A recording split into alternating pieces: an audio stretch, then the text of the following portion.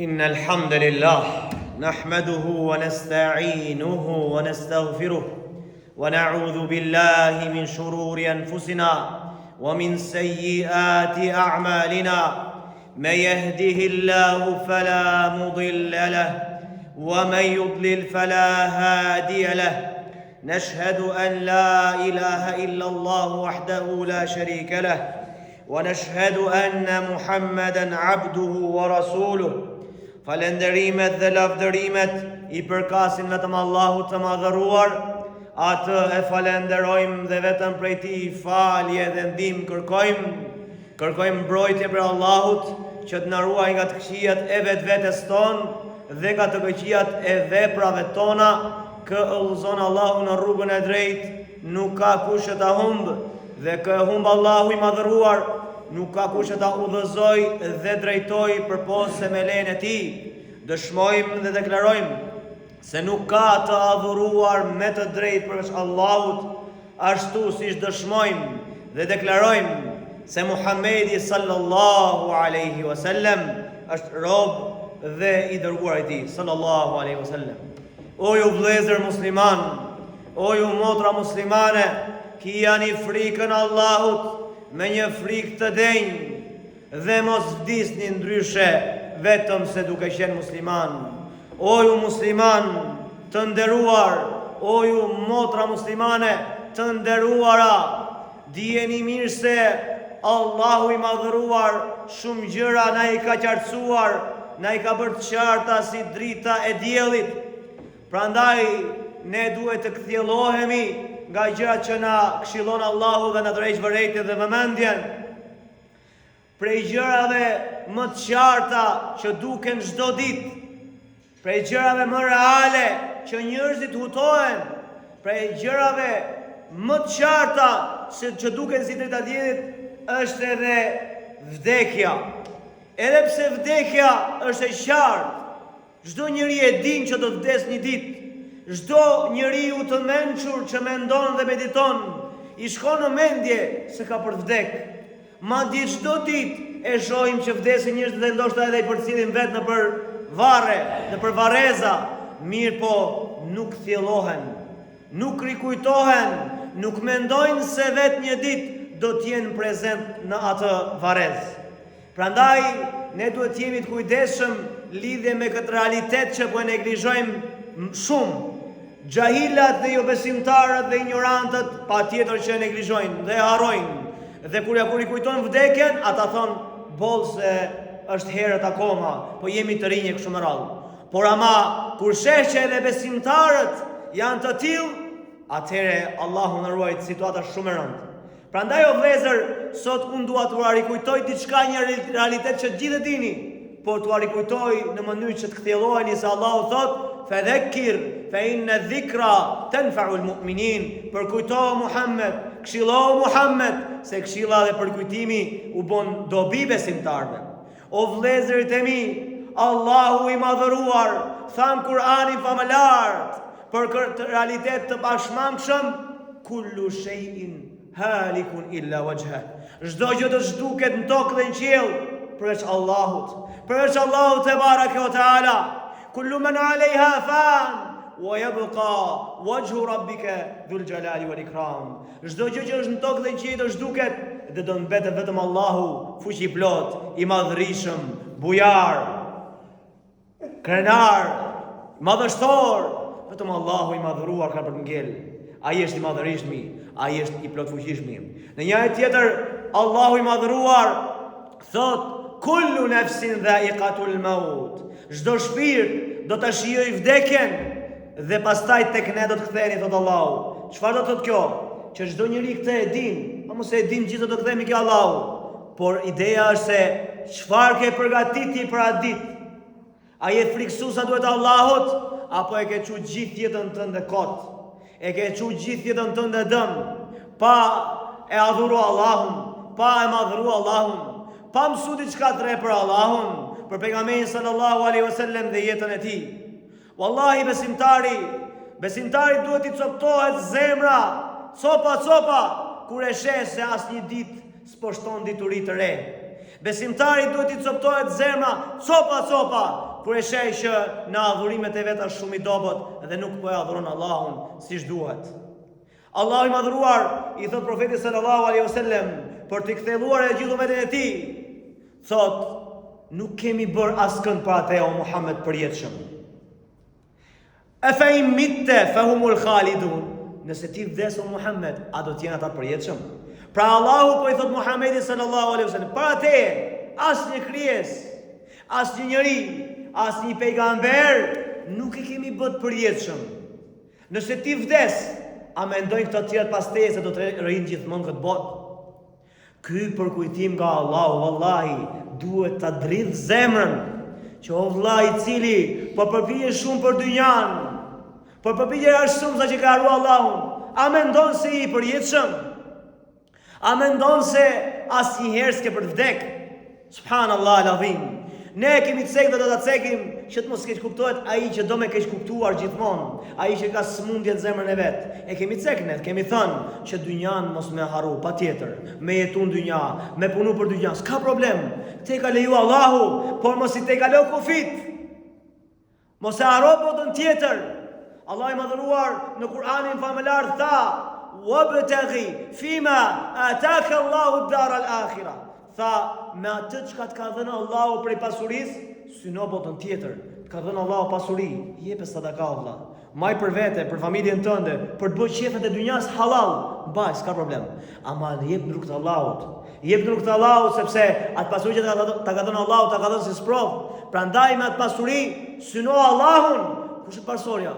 Allahu. Po mirë o vëllezër, po ta mendojmë më thellë. Kush është origjina jon? Ku është origjina jon? Origjina jonë është xheneti. Po pasha Allahun, Ademi alayhis salam nuk ishte në tokë fillim, ishte në xhenet. Edhe Hawaja alayhis salam ishte në xhenet. Mi po për një gabim që bëri, e zbriti Allahu në tokë. Që do të thotë besimtari i mençur kur e lexon historinë e Ademit alayhis salam dhe e kujton këtë histori, thotë subhanallah. Origjina e babait tim, origjina e gjithë njerëzimit duhet të jetë xheneti.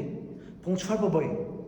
Po ngulem ke kjo dynja ku kjo s'do vazhdoj shumë. Subhanallah, njeriu në këtë botë vëllezër, si është? Është si ai emigranti, është si ai musafiri, siç e thotë edhe profeti sallallahu në hadith. Jeton dynja, thot, sikurse je një udhëtar ose një çfarë? Një huaj. Ku njeriu është udhëtar, merr me vete sa i duhet.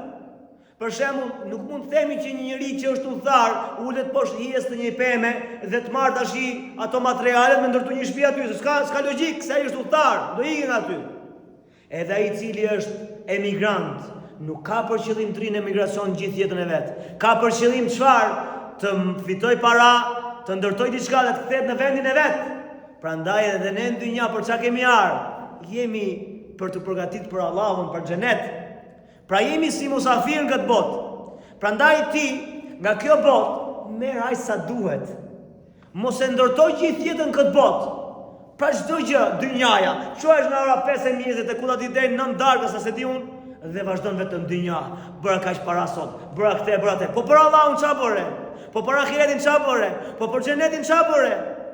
Se ti e di, je konshient, je i qartë se do vdesësh. Çka ke përgatitur për Allahun? Atë pasuri që ti punon aq shumë, vallahi, s'ka të përbë dobi. Imagjino në momentin e vdekjes, ti je në shtratin e vdekjes dhe Allahu se Kur'an, kella idha balaghat at-taraqiya wa qila man raq.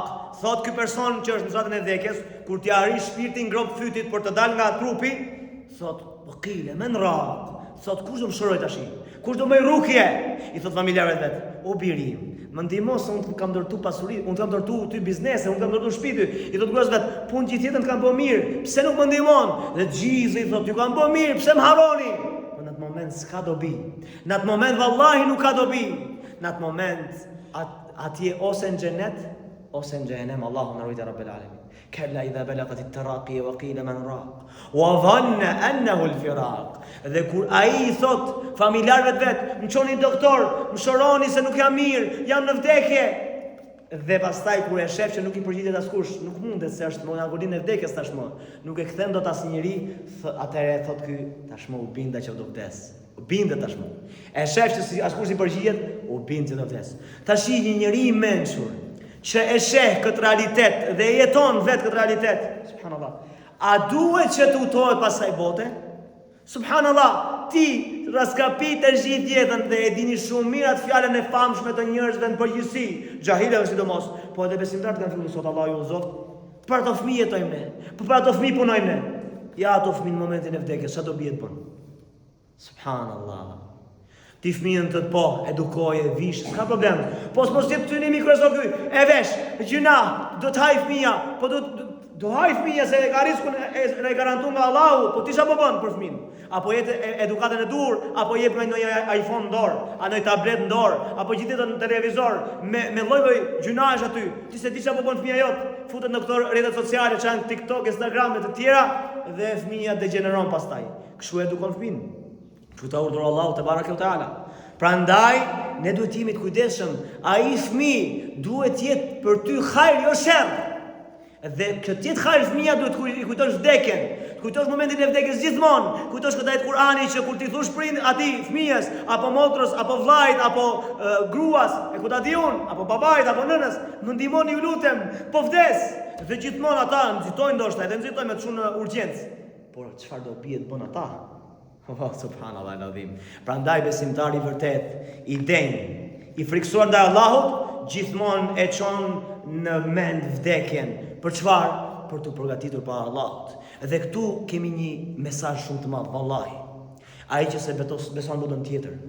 Thot Allahu këtu në këtë jetë, po ta meditosh thellë, sipas edhe komentimit të dietarëve, shisha thot Allahu. Pra, ti që pretendon se s'ka botë tjetër dhe nuk do të ringjallesh, atëherë pse nuk ta bëjnë këto të afërmit e tu që ti të ringjallesh tash, të rish në dynja, të ta sjellin atë jetën siç e ke pas, jetë 80 vjeç në agonin vdekjes, pse nuk të bëjnë 20 vjeç? Pse nuk të sillin doktorët më të mirë në botë dhe të jetosh akoma, me që pretendoke se vetëm kjo jetë është. Hamdullah, a me këtë mbyllet gjëja, atëherë sillet diçka që të rikuperohet. S'ka. Prandaj ai që se beson botën tjetër është mendje lehtë. Pashallahu nuk ka kuptim kjo botë pa botën tjetër. Prandaj të kemi kujdes o vëllezër. Ta rikujtojmë vdekjen që Allahu i madhëruar të na përmirësoj gjendjen. Prandaj dhe profeti alayhis salam, dhe me këtë do ta mbyllim këtë hadith madhështor, se ky është ajk, tha profeti alayhis salam, shpeshtojeni për kujtimin e asaj që ju shkatron juve çdo dëshirë. Shpeshtojeni thot profeti. Nuk thotë kujtoni ndonjëherë kur ti u teket. Jo, shpeshtojeni atë që për kujtimin e asaj që ju shkatron juve çdo dëshirë. Kur ti për shembull do të ndërtosh pasuri të mëdha, kur e kujton këtë gjë, ti shkatron çdo dëshirë. Subhanallah. Po kush është kjo gjë? Thot profeti Sam, është vdekja. Wallahi në momentin që njeriu rikujton vdekjen, pashallahu nuk ka për t'i bërë padrejtësi gruas vet, s'ka për t'i bërë padrejtësi babait vet, s'ka për t'i bërë padrejtësi fëmijës vet, s'ka për t'i bërë padrejtësi njerëzve. Sepse vdekja e sjell njeriu në vete. Thot o vëlla, unë do vdes, do gjykohem para Allahut. Si do të dal para Allahut kur unë kam derdh gjakun filanit, e kam shajt filanin, unë kam gjujt filanit, kam lëndu filanin? Çfarë? Si do dal para Allahut? Me çfarë fytyre do dal para Allahut? Pra gjithë të kush e bën? Vdekja. Edhe kur vjen vdekja, dije se ka ardhur vërteta e pashmangshme, waja'at sakratul maut bil haqq. Vdekja ka ardhur tashmë me vërtetë të Allahut. Dhe kjo është prej të cilës ti i ke shumë shpesh. I thoi njerëzve, mos marrë kujton vdekjen, valla, jemi të rinj. I kshifni njerëzit sot. Ama je i ri akoma, po kujton vdekjen, djalë i ri. Pra e shihni nga njerëzit këtë. Allahu i madhruar thot, ju erdhi tashmë ajo që ju shumë po iknit prej saj.